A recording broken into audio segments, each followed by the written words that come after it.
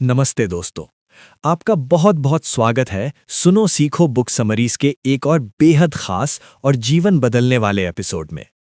आज हम जिस सफर पर निकलने वाले हैं वो केवल एक किताब की समरी नहीं है। ये एक टाइम ट्रैवल है, हजारों साल पीछे उस दौर में जब महलों की दीवारों के बीच एक राजकुमार अपने जीवन के सबसे बड़े संकट से गुजर रहा था। लेकिन मजे की बात यह है कि उस राजकुमार का संकट आज 21वीं सदी में बैठे आपके और मेरे संकट से बिल्कुल अलग नहीं है। आज हम बात करेंगे योग वशिष्ठ की। इतिहास गवाह है कि जिसने भी इस ग्रंथ को गहराई से समझा वो फिर कभी पहले जैसा साधारण इंसान नहीं रहा। चाहे वो मर्यादा पुरुषोत्तम श्री राम हो या बाद के युगों में बड़े बड़े विचारक, इस किताब ने लीडर्स पैदा किए हैं। क्या आपने कभी महसूस किया है कि आप सफलता की सीढ़ी चढ़ तो रहे हैं लेकिन सीढ़ी गलत दीवार पे लगी है? क्या आपके पास सुख के साधन तो बढ़ रहे हैं लेकिन सुख कम हो रहा है? क्या आप भीड़ में भी अकेले हैं? अगर हां, तो आज की ये चर्चा आपके लिए एक संजीवनी बूटी है। तैयार हो जाइए, अपनी आंखें बंद कर लीजिए, एक गहरी सांस लीजिए और मेरे साथ चलिए अयोध्या के उस राजमहल में। भाग एक राजकुमार का विषाद, द क्राइसिस ऑफ मीनिंग। कहानी शुरू होती है अयोध्या से। राजकुमार राम अपनी तीर्थ यात्रा और शिक्षा पूरी करके लौटे हैं। पूरा राज्य खुश है कि उनका भविष्य का राजा वापस आ गया है। उत्सव की तैयारी हो रही है, लेकिन महल के एक कोने में राम उदास बैठे हैं। उनके चेहरे पर वो तेज नहीं है जो एक क्षत्रिय राजकुमार का होना चाहिए।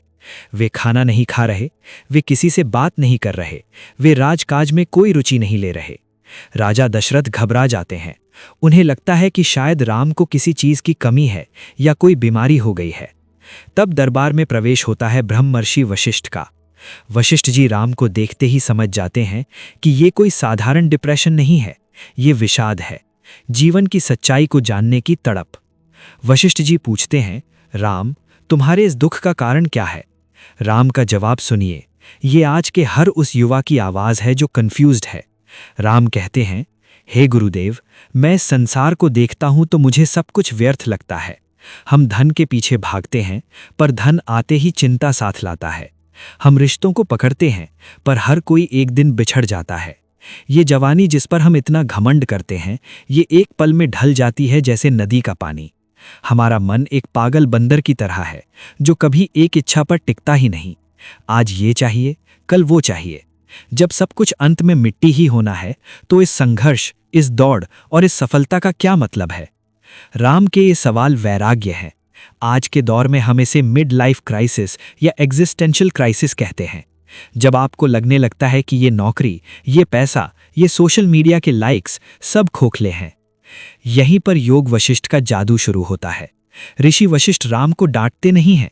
वे कहते हैं, राम, बधाई हो, तुम अज्ञानी नहीं हो बल्कि तुम अब जाग रहे हो। जो इंसान सो रहा है उसे ये सवाल परेशान नहीं करते। ये बेचैनी इस बात का सबूत है कि तुम सत्य के करीब हो। और यहां से शुरू होता है 32,000 श्लोकों का एक ऐसा संवाद जो हमें सिखाता है कि अगर मन बीमार है तो दुनिया बीमार दिखेगी, और अगर मन चंगा है तो दुनिया स्वर्ग बन जाएगी। भाग 2, शुकदेव की कहानी, आत्मसंदेह का निवारण, वैलिडेशन ऑफ नॉलेज। इससे पहले कि वशिष्ठ जी राम को ज्ञान देना शुरू करें, वे उन्हें एक कहानी सुनाते हैं, महर्षि शुकदेव की कहानी। ये कहानी उन लोगों के लिए बहुत जरूरी है जिनमें टैलेंट तो है पर सेल्फ डाउट यानी आत्मसंदेह ने उन्हें रोक रखा है। शुकदेव जी को बचपन से ही सारा ज्ञान था। उन्हें पता था कि संसार नश्वर है और मोक्ष ही सत्य है। लेकिन उनके मन में एक संदेह था, क्या जो मैं जानता हूं वही सच है या इसमें कोई और भी राज है जो मुझे नहीं पता? इस संदेह ने उन्हें शांत नहीं बैठने दिया। उनके पिता व्यास जी ने उन्हें राजा जनक के पास भेजा। राजा जनक विधे थे, यानी राजा होते हुए भी सन्यासी। जब शुकदेव जनक के महल पहुंचे तो राजा जनक ने उनकी परीक्षा ली। 7 दिनों तक उन्हें महल के बाहर खड़ा रखा, फिर 7 दिनों तक खूब आदर सत्कार किया। सुंदर अप्सराएं और भोग विलास सामने परोसे। लेकिन शुकदेव ना तो अपमान से दुखी हुए न सम्मान से खुश, वे स्थिर रहे। तब राजा जनक ने उनसे कहा, शुकदेव, तुम्हें वही ज्ञान प्राप्त है जो मुझे है। तुम्हें बस अपने ऊपर विश्वास की कमी थी। तुम्हारा मन शुद्ध है। वशिष्ठ जी राम से कहते हैं, राम, तुम्हारी स्थिति भी शुकदेव जैसी है। तुम्हें सब पता है, बस तुम्हें अपनी उस समझ पर मोहर लगानी है। तुम्हें अपने सेल्फ कॉन्फिडेंस को जगाना है। सीख, टेक अवे। हम में से कई लोग ऐसे हैं जो सब कुछ जानते हैं। हमें पता है कि मेहनत करनी चाहिए, हमें पता है कि जंक फूड नहीं खाना चाहिए, हमें पता है कि रिस्क लेना चाहिए, लेकिन हम सेल्फ डाउट के कारण पहला कदम नहीं उठाते। हमें लगता है कि कोई गुरु या कोई मेंटर आएगा जो जादू की छड़ी घुमाएगा। योग वशिष्ठ कहता है, गुरु केवल आईना है, शक्ति आपके भीतर है। अपनी समझ पर भरोसा करना ही सफलता की पहली सीढ़ी है। भाग 3, भाग्य बनाम पुरुषार्थ। किस्मत का रोना बंद करें, द मिथ ऑफ डेस्टिनी। अब आते हैं इस किताब के सबसे क्रांतिकारी हिस्से पर। अगर मैं आपसे पूछूं कि आप अभी तक सफल क्यों नहीं हुए, तो शायद आप कहेंगे मेरा बैकग्राउंड सही नहीं था, मुझे मौके नहीं मिले, या मेरी किस्मत खराब है। ऋषि वशिष्ठ इस किस्मत यानी डेस्टिनी के गुब्बारे को पूरी तरह फोड़ देते हैं। वे कहते हैं, दैवम यानी भाग्य केवल एक कल्पना है जो कमजोर मन ने अपनी तसल्ली के लिए गढ़ ली है। ये बात हिला देने वाली है। वशिष्ठ जी कहते हैं कि इस दुनिया में सिर्फ और सिर्फ पुरुषार्थ यानी सेल्फ एफर्ट काम करता है। वे समझाते हैं कि हमारे जीवन में दो तरह के कर्मों का युद्ध चल रहा है। पहला, प्राक्तन पुरुषार्थ यानी पास्ट एफर्ट्स, जो आपने कल, पिछले साल या पिछले जन्म में किए थे। इसे ही आज हम भाग्य कह देते हैं। दूसरा, ऐहिक पुरुषार्थ यानी प्रेजेंट एफर्ट्स, जो मेहनत आप आज और अभी कर रहे हैं। वशिष्ठ जी कहते हैं, राम, ये दो मेढ़ों की लड़ाई जैसा है। अगर तुम्हारा पिछला कर्म भाग्य शक्तिशाली है और तुम्हें हरा रहा है, तो इसका मतलब ये नहीं कि तुम हार मान लो। इसका मतलब ये है कि तुम्हें अपने आज के पुरुषार्थ को और ज्यादा शक्तिशाली बनाना होगा। तुम्हें अपनी मेहनत की खुराक दुगनी करनी होगी। सोचिए, ये कितना एम्पावरिंग विचार है। अगर आप एक स्टूडेंट हैं और आपका पिछला रिजल्ट खराब था, ये आपका प्राक्तन है, तो आप रोकर उसे नहीं बदल सकते।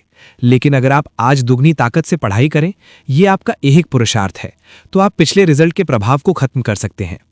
वशिष्ठ जी एक श्लोक में कहते हैं, जयत्याति बलः, यानी अंत में जीत उसी की होती है जो ज्यादा बलवान है। तो अपने आज को इतना बलवान बना दो कि कल की गलतियां उसके सामने घुटने टेक दें। वे कहते हैं कि भाग्य एक मरा हुआ शब्द है और पुरुषार्थ जीवित शक्ति है। मरे हुए के सहारे मत बैठो। भाग 4, मन ही जगत है, द लॉ ऑफ माइंड। योग वशिष्ठ का पूरा विज्ञान मन पर टिका है। वशिष्ठ जी कहते हैं, मनो एव मनुष्याणाम कारणम बंध मोक्षयोः, यानी मन ही बंधन का कारण है और मन ही मुक्ति का। वे राम को समझाते हैं कि ये दुनिया वैसी नहीं है जैसी है, बल्कि वैसी है जैसी हम उसे देखते हैं। इसे समझाने के लिए योग वशिष्ठ में लीला का आख्यान आता है। रानी लीला अपने पति राजा पद्म के मरने के बाद सरस्वती माँ की तपस्या करती है और अपने पति को देखना चाहती है। तब उसे पता चलता है कि उसके पति का जीव यानी सोल इसी महल के अंदर एक दूसरी दुनिया में राजा बनकर बैठा है, लेकिन वो एक अलग डायमेंशन यानी आयाम में है। वशिष्ठ जी इसके जरिए टाइम और स्पेस का रहस्य खोलते हैं। वे कहते हैं कि मन के अंदर इतनी शक्ति है कि वो एक पल को युग बना सकता है और एक युग को पल। व्यावहारिक प्रयोग, प्रैक्टिकल एप्लीकेशन। क्या आपने कभी गौर किया, जब आप किसी मुसीबत में होते हैं या एग्जाम हॉल में होते हैं तो 1 घंटा भी 1 साल जैसा लगता है, और जब आप दोस्तों के साथ खुश होते हैं तो पूरा दिन 1 घंटे जैसा बीत जाता है। समय वही है, पर मन की अवस्था यानी स्टेट ऑफ माइंड ने उसे बदल दिया। सफलता के लिए ये नियम कैसे काम करता है, जिसे आज हम लॉ ऑफ अट्रैक्शन या विजुअलाइजेशन कहते हैं, वशिष्ठ जी ने हजारों साल पहले उसे संवित या भावना कहा था। वे कहते हैं, यद भावम तद भवति। अगर एक बिजनेसमैन सुबह उठते ही सोचता है मार्केट खराब है, मेरा धंधा नहीं चलेगा, तो उसका मन वैसे ही सबूत ढूंढने लगेगा। उसे हर ग्राहक में कमी दिखेगी। लेकिन अगर वो सोचता है मैं वैल्यू क्रिएट कर सकता हूं, तो उसका मन उसे नए अवसर दिखाएगा। ऋषि वशिष्ठ कहते हैं कि ये शरीर मन ने बनाया है, मन शरीर ने नहीं। अगर आप अपने मन को बदल लें, अपनी सेल्फ इमेज को बदल लें, तो आपकी बाहरी दुनिया को बदलना ही पड़ेगा। ये एक नियम है, चमत्कार नहीं। भाग 5, सफलता के 4 द्वारपाल, the 4 gatekeepers of liberation. Rishi Vashishtha कहते हैं कि अगर आपको जीवन में शांति और सफलता के महल में प्रवेश करना है, तो वहां 4 गार्ड्स खड़े हैं। आपको उनसे दोस्ती करनी होगी। अगर एक से भी दोस्ती हो गई, तो बाकी 3 अपने आप आ जाएंगे। आइए इन चारों को गहराई से समझते हैं। पहला, शम यानी काम, शांति। आज की दुनिया हसल कल्चर की है, भागो दौड़ो सो मत। लेकिन वशिष्ठ जी कहते हैं, रुको। शम का अर्थ है मन की शीतलता। एक उबलते हुए पानी में आप अपना चेहरा नहीं देख सकते, वैसे ही एक अशांत मन में आप समाधान नहीं देख सकते। जब भी कोई बड़ा डिसीजन लेना हो, पहले शम का आवाहन करें। 5 मिनट गहरी सांस लें। जब मन शांत होता है, तब बुद्धि सबसे तेज काम करती है। दूसरा, विचार यानी इंक्वायरी, राइट थिंकिंग। हम सब सोचते हैं, पर हम विचार नहीं करते, हम चिंता करते हैं। चिंता और विचार में जमीन आसमान का फर्क है। चिंता एक गोल चक्कर है, आप एक ही समस्या पर गोल गोल घूमते हैं। विचार एक सीधी रेखा है जो समस्या से समाधान की ओर जाती है। विचार का मतलब है सवाल पूछना, मैं ये काम क्यों कर रहा हूं, मुझे डर क्यों लग रहा है, क्या ये डर असली है। योग वशिष्ठ के अनुसार बिना विचार के जिया गया जीवन एक अंधेरे कमरे जैसा है। विचार वो दिया है जो रास्ता दिखाता है। तीसरा, संतोष यानी कंटेंटमेंट। यहां लोग अक्सर गलती करते हैं। वे सोचते हैं संतोष का मतलब है महत्वाकांक्षा का अंत। नहीं, वशिष्ठ जी के अनुसार संतोष का मतलब है परिणाम के प्रति संभाव। आप अपना सर्वश्रेष्ठ दें, फिर जो मिले उसे प्रसाद समझकर स्वीकार करें और आगे बढ़ें। जो असंतुष्ट है वो गरीब है, चाहे उसके पास अरबों रुपए हो। जो संतुष्ट है वो असली सम्राट है। संतोष आपको डेस्परेशन यानी हताशा से बचाता है। और याद रखिए, कोई भी अच्छी डील या अच्छा काम हताशा में नहीं होता। चौथा, साधु संगम यानी गुड कंपनी। ये सबसे आसान रास्ता है। अगर आप अपना मन कंट्रोल नहीं कर पा रहे तो बस उन लोगों के पास जाकर बैठ जाइए जो अपना मन कंट्रोल कर चुके हैं। सत्संग का मतलब सिर्फ भजन कीर्तन नहीं है। अच्छी किताबें जैसे आप अभी सुन रहे हैं, अच्छे पॉडकास्ट, अच्छे दोस्त, ये सब सत्संग है। वशिष्ठ जी कहते हैं, सत्संग वो नौका है जो संसार सागर से पार लगाती है।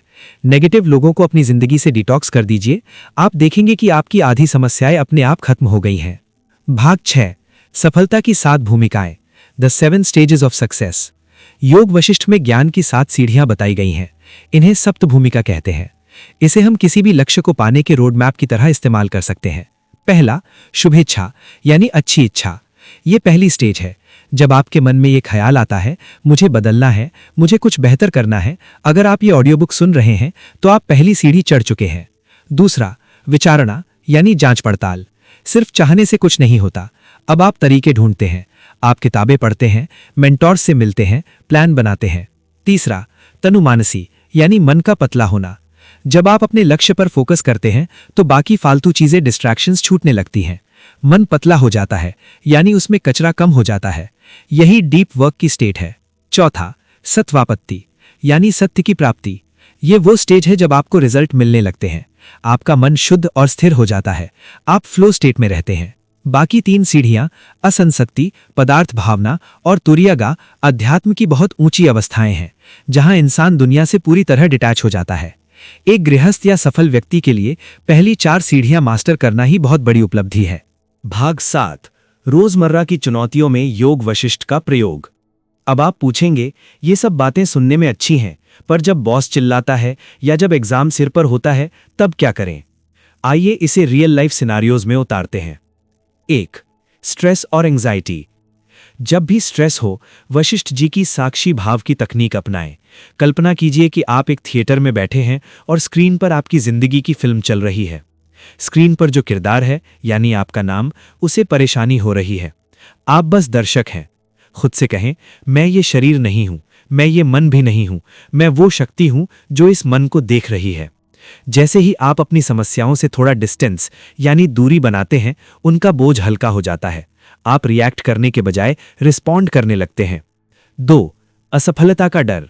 योग वशिष्ठ सिखाता है कि हम परिणाम से नहीं डरते, हम अपनी पहचान टूटने से डरते हैं। अगर मैं फेल हुआ तो लोग क्या कहेंगे?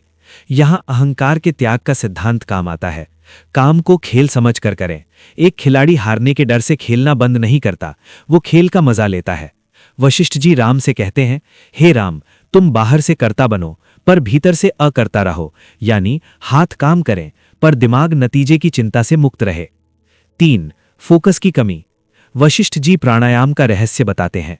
वे कहते हैं, प्राण यानी सांस और मन का अटूट रिश्ता है।